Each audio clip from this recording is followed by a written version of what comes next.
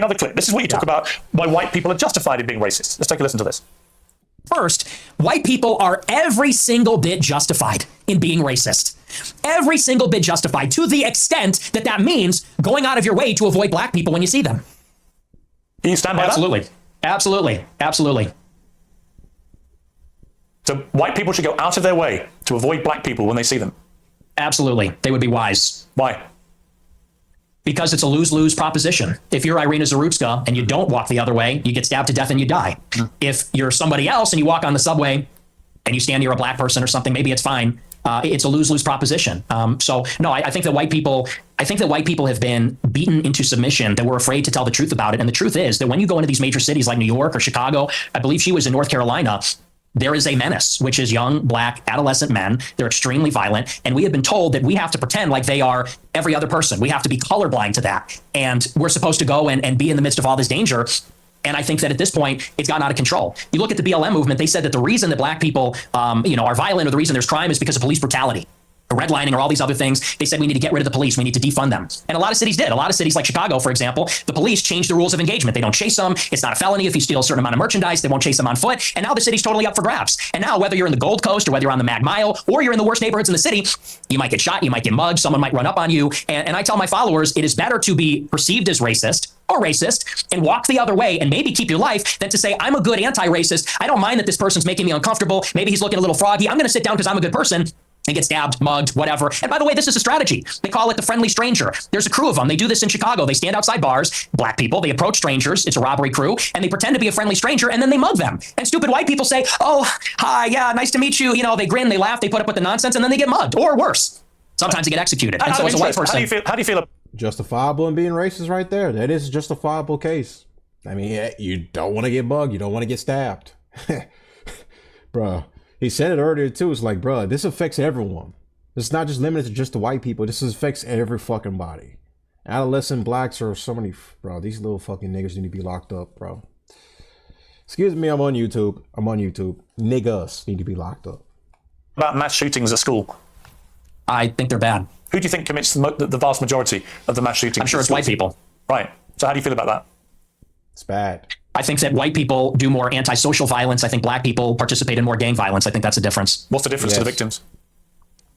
There's no difference to the victim, but it's a different kind of crime. And it's a different proportion also. Do you know what percentage of white people are school shooters? Yes. I know that the vast majority of mass shootings in schools in America this century were perpetrated by young white men.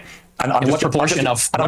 I'm curious whether your advice would be to people who have kids in these schools. Working? Should they avoid? He doesn't want to answer the question because that would just literally just kill his argument right there.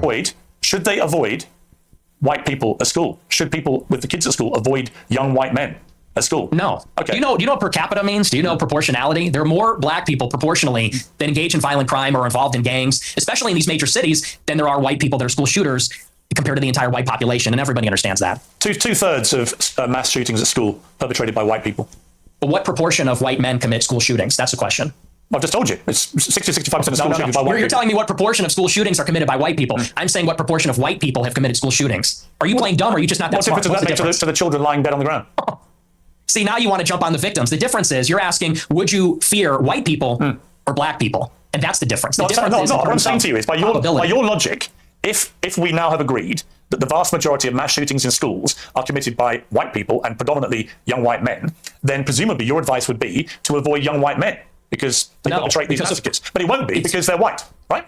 So are you playing dumb or are you actually dumb? Maybe it's I'm about dumb. proportionality. Maybe I'm dumb. You are because I don't think you are dumb. I think you're smart actually, but you're deliberately avoiding per capita. And everybody knows that's the difference. What proportion of white men are school shooters? It's probably 0.00001%.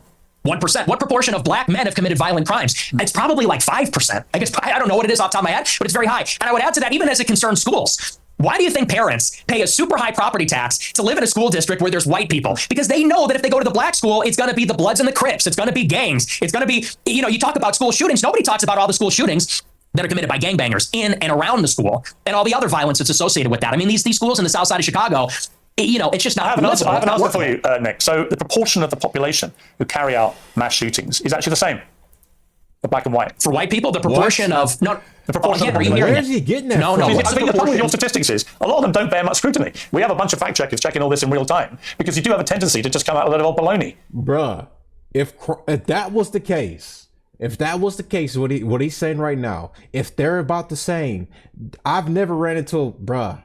He's basically saying it's the same degree as a black person. The crimes that are perpetrated by blacks, it's the same on the white side too as well. That is completely not true at all. Bruh, you have a likely more chance of being robbed and being killed by a black guy than you do a white guy. That is just facts, bro. If that's the case, the white neighborhoods would be, the statistics of violent crimes that happen in a white majority neighborhood or a white or full-on white neighborhood would be higher than it already didn't. It would be way higher. And honestly speaking, when you look at the stats when it comes to that, they're the most safest neighborhoods in America. It's not even close.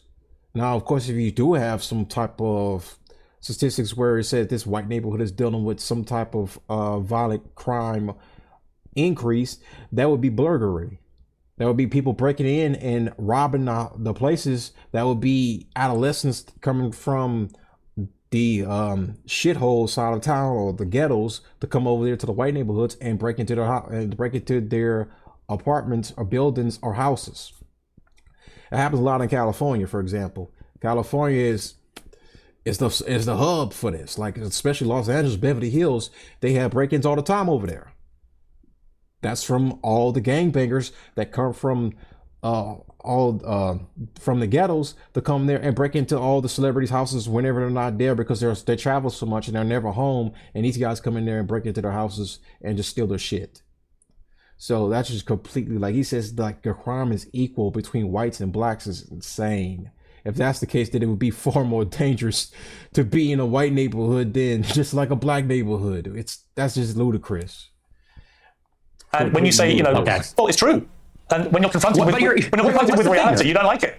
What's the figure? What proportion of white people have committed school shootings? With white people as the denominator and white people that have committed school shootings as the numerator, what's that percentage? For both black and whites, the proportion of the population who carry out mass shootings generally is about the same. That's no. Tell me the number, and then the only focus of your attention is the black shootings, the black crime. You don't want to live around black people. You want to avoid. Far more gang violence has happened more than school shootings from adolescent or from antisocial whites. That's just a fact.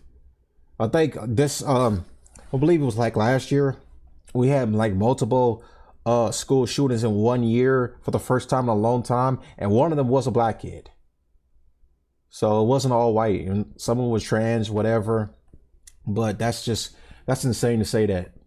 And there is no stat that backs that up. If he found one stat that says that stuff and all the other ones that contradicts that, then that one stat doesn't really matter. Black people, interracial marriages or relationships that may produce black people. And yet, when I point out to you that there are many parts of crime in America where actually there's a majority of white people that perpetrate them, you don't care. You don't have any interest in them. It doesn't exercise your mind.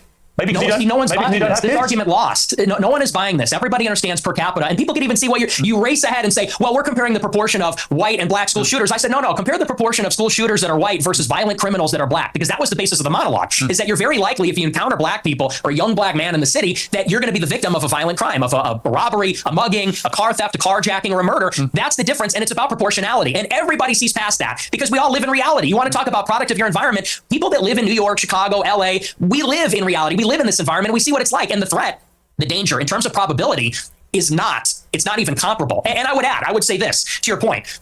If you're in a high school and truly, if you see a white person who looks like a little autistic, he's got the SSRI stare and he reaches for a backpack, people joke and say, run. Similarly, if you see a jalopy pulling up with a bunch of black people in it and they got their pants around the ankles, you're going to run also. And I'm saying the same thing. The difference is, the latter happens much more often. It's much more common. In Chicago, there's like 10,000 carjackings and car thefts every day. It's in the thousands. It happens all the time. How many mass shootings committed by autistic SSRI white people? I don't even know. I mean, it's probably in the single digits in the last decade in the city. That's the difference, and everybody knows that. But you're really just trying to carry water for liberal ideology. It's an ideological position. No, I'm really not. I can absolutely say, yes, there is way too much black on black crime, for example, involving guns in Chicago. And black and white also. Yes, but there is way too much gun violence in Chicago, right? I mean, it's indisputable. I've got no problem saying that. The difference is I don't then lead myself into a thought process where I have to avoid all black people in case they shoot me. And you've already conceded that you are a racist. So when people hear you then say, I don't want to be living anywhere near black people, they already have heard you say, I'm a racist. So they assume you're doing that because of people's skin color. I don't think you would probably dispute that, right?